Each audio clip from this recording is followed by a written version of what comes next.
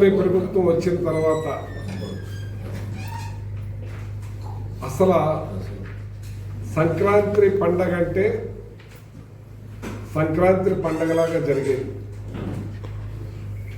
ఇవాళ హద్దులు దాటి హద్దులు మీరి సాంప్రదాయాల్ని గాలి వదిలేసి సనాతన ధర్మం అన్నది ఎక్కడున్నదో తెలియదు.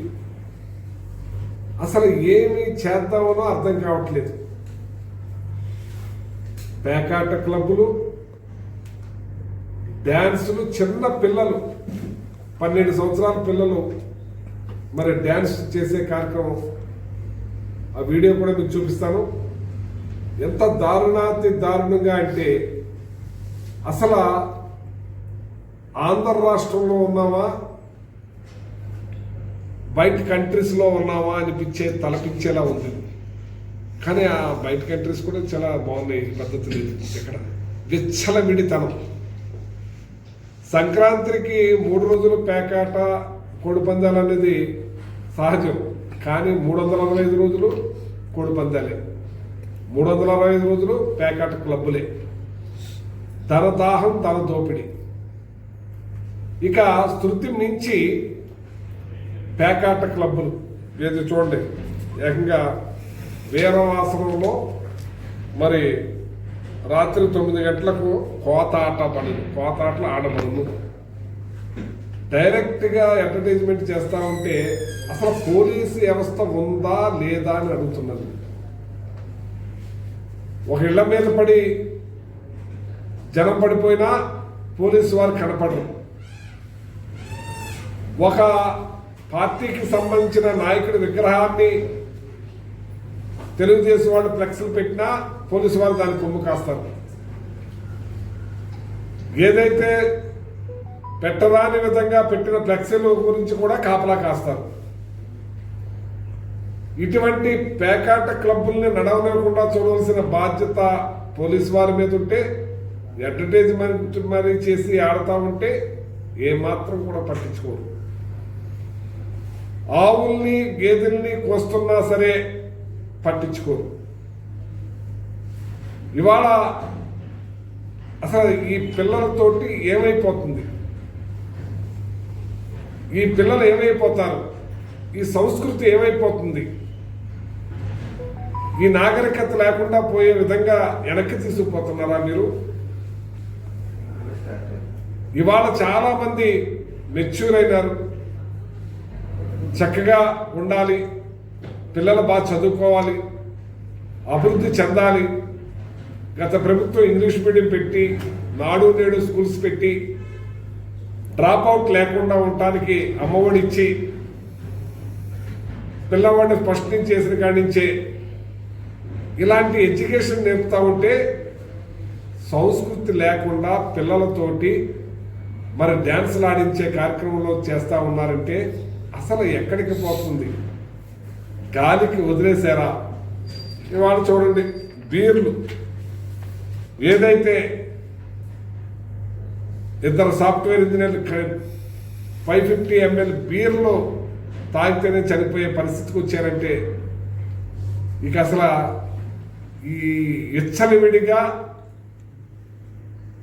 మరి దొంగ సరుకు ఎలా వస్తుందో చూడండి. మా పలకరింపులన్నీ రోజు కూడా కాలేయాలు చనిపోయి లివర్ పాడైంది అని పలకరింపులకి వెళ్తా ఉన్నాం.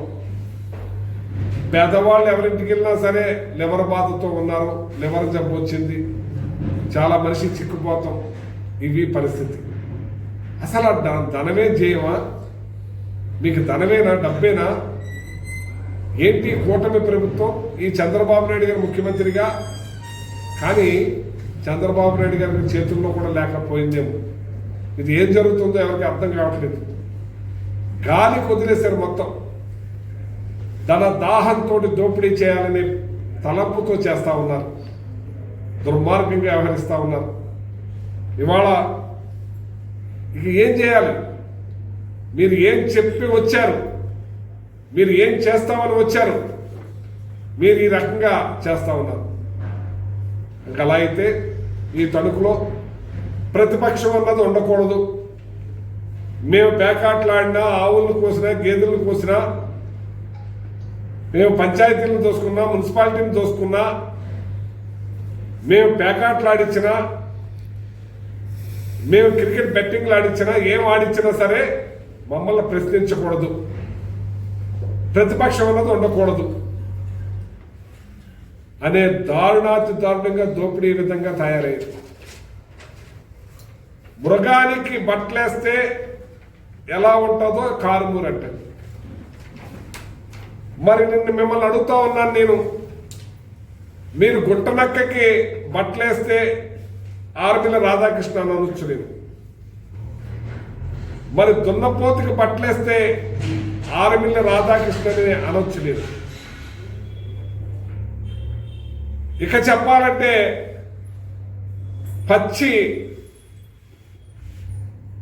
పచ్చిగా మాట్లాడుతున్న ఈ రాధాకృష్ణ గురించి మాట్లాడాలంటే దుర్మార్గానికి పరాకాష్ట రాధాకృష్ణ అని అనొచ్చు. కానీ నా సంస్కృతి అడ్డొస్తుంది, నాది ఆ సంస్కృతి కాదు. నా పరిపాలనలో ఇదేం జరగలేదు. నా పరిపాలనలో చాలా బాగా నేను చేశాను.